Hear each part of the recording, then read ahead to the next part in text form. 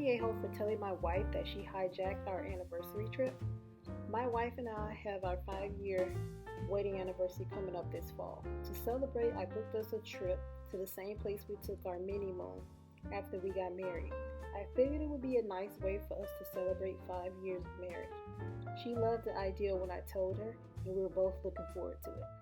My mother-in-law's birthdays happens to be the week before our anniversary. My wife was telling my mother-in-law about our anniversary trip recently, and mother-in-law started talking about how she always wanted to go there, but never had a chance. I guess my wife suggested that the two of them go there together for mother-in-law's birthday. My wife told me her plan later. Apparently her idea is to leave with mother-in-law the week of her birthday before our scheduled anniversary trip. Then they will wait for me to arrive. Mother-in-law trip will overlap ours by 1 to 2 days. Mother-in-law would leave and my wife and I will stay the remainder of our planned trip. So essentially my wife will be spending 7 to 10 days there. Half with my mother-in-law, half with me. When she told me her plan, I was less than enthused. I told her it felt like she's hijacking our anniversary trip and turning it into a mother-in-law birthday gift, when I was hoping this would be something special just for the two of us. I told her I understand mother-in-law wants to visit this place, but why does it have to be literally the same trip as our anniversary? Why couldn't they just go there literally any other time? She said it just makes sense for them to overlap so that we can save a little money. But since my wife offered this as a gift to mother-in-law, we're paying for her trip, so we aren't saving anything. She also just assumed that I would be okay with taking care of our 2 kids while she and mother-in-law was gone, since mother-in-law was supposed to watch our kids during our trip. Now we need to find other childcare for them too. I told her that this just seems a little too complicated, and it would be easier if we kept our anniversary trip and a mommy-daughter trip separate. My wife did not take my criticism of her plan well. She claimed I was being selfish for wanting to make this trip about us. Which, yeah, it's our anniversary trip, not a family vacation. She says she wants to do something nice for mother-in-law for her birthday, and since she's always wanted to visit this location, it just makes sense to do it all at once. She claims I'm being a jerk for not simply agreeing with her, and that I'm being selfish since mother-in-law really liked it.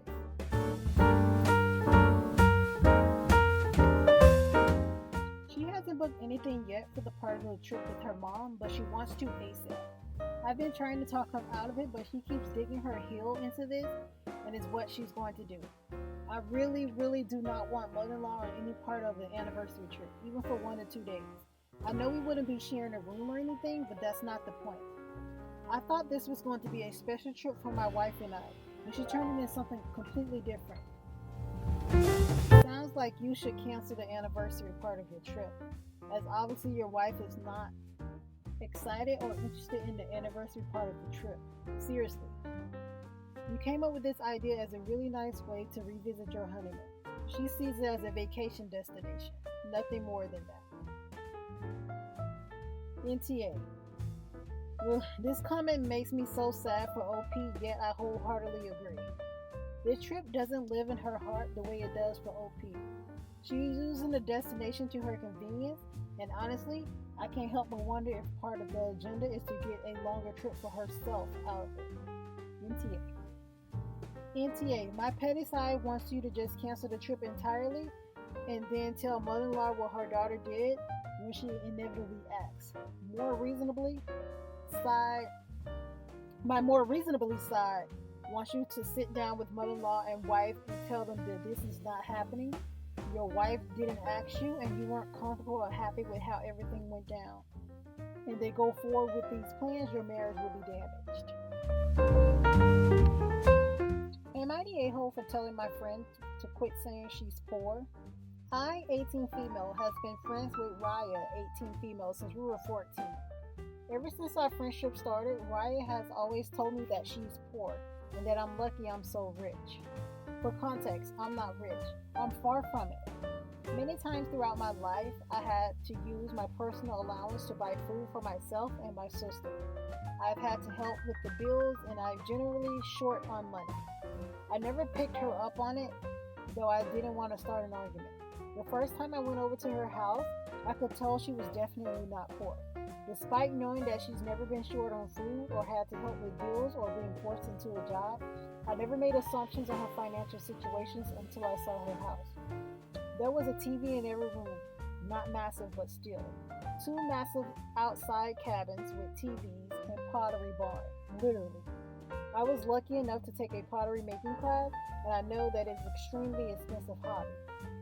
We were also allowed large takeouts every time I stayed. I never commented until now.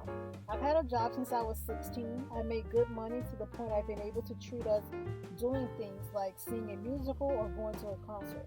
Last night we went to the summertime ball, which is not cheap. I ended up covering food, tickets, and travel. Every time anyone had ever said anything involving money, Raya has always said, "I'm poor," in response. It's always been a laughing way, but it's mostly irrelevant. I once asked if she ever had a pasty, and she said, "No, I'm poor." Pasties are dirt cheap, and it has nothing to do with her financial situation. On the train home, the carriage was basically empty, so we were chatting, and I made a joke about being afraid to look at my bank account in the morning, as I knew I would be down $200.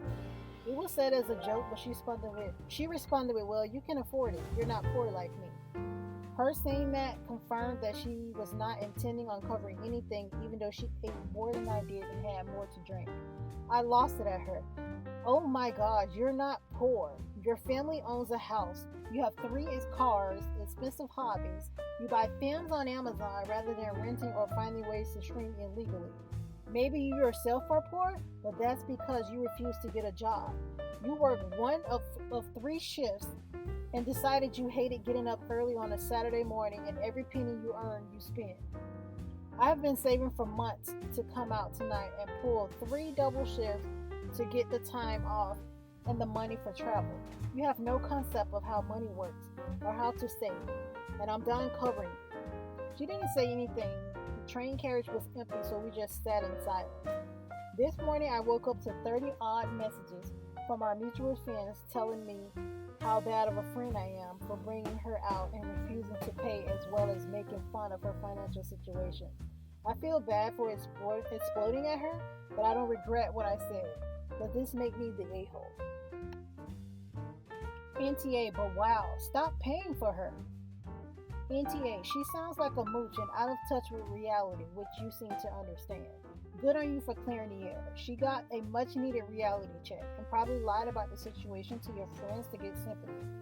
Actually, her constant comments sound like attention-seeking behavior, and you called her out on it. NTA, sounds like your friend needed to hear some harsh truth. It sounds like she may have related the situation to your other friends without proper context, so you might want to clarify that. NTA, she's been taking advantage of you for far too long. She's not a real friend. If she had any sense, she would ensure that she found a way to contribute to her portion, or would have struggled less lavish or cost events out. You don't need money to have fun or hang out. I can understand if her parents don't give her money for everything. Some parents, they feel they work hard for their money, and it's for them, and if their kids want money, they have to work for it, and it might be the case for her. But to me, she seems like she's using you as her personal piggy bank.